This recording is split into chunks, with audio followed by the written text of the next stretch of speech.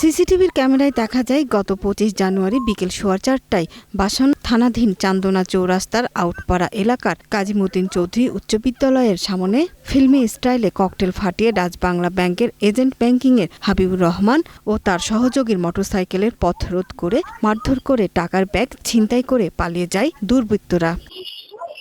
এ সময় ২-৩টি মোটরসাইকেলে আসা দুর্বৃত্তরা ককটেল বিস্ফোরণ ও ফাঁকা গুলি ছোড়ায় এলাকায় আতঙ্ক সৃষ্টি হয়। কিন্তু ছিনতাই হওয়ার ১ মাস পেরিয়ে গেলেও এ মামলার কোনো সুরাহা হয়নি।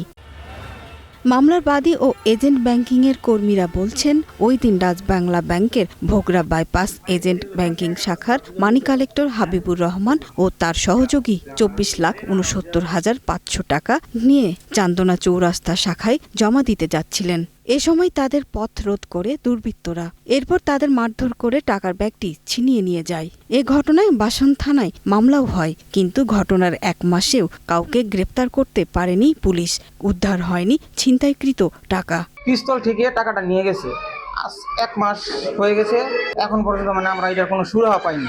আসামি বা মোটরসাইকেল জব্দ বা আসামি ধরার এখন পর্যন্ত কোনো সুরাহা হয় নাই। আমরা টাকাগুলো এখনো ফেরত পাই নাই। দ্রুত তদন্ত শেষ করে জড়িতদের গ্রেপ্তার ও লুণ্ঠিত টাকা উদ্ধারের জোর দাবি জানান তারা। দুর্বৃত্তগুলো প্রশাসন ধরুক, এটাই আমাদের প্রত্যাশা। পুলিশ বলছে, ঘটনার পর 10টি পয়েন্ট থেকে 200-250টি সিসিটিভি ফুটেজ সংগ্রহ করে ফুটেজ পর্যালোচনা করা হচ্ছে। খুব দ্রুত তাদের গ্রেপ্তার করা হবে। অভিযান অব্যাহত আছে। আমরা জোর প্রচেষ্টা চালাচ্ছি যে এই ঘটনার সাথে প্রকৃতভাবে যারা জড়িত তাদেরকেই শনাক্তপূর্বক গ্রেপ্তার করার জন্য আমরা চেষ্টা চালাচ্ছি। ঘটনার পর থানা পুলিশের পাশাপাশি পিবিআই ও সিআইডি ঘটনাস্থল পরিদর্শন করেছে, কিন্তু একাধিক গোয়েন্দা সংস্থার তৎপরতা সত্ত্বেও ১ মাসেও দৃশ্যমান কোনো অগ্রগতি না হয় ক্ষোভ জানিয়েছেন এলাকাবাসী ও সংশ্লিষ্ট ব্যাংক কর্তৃপক্ষ।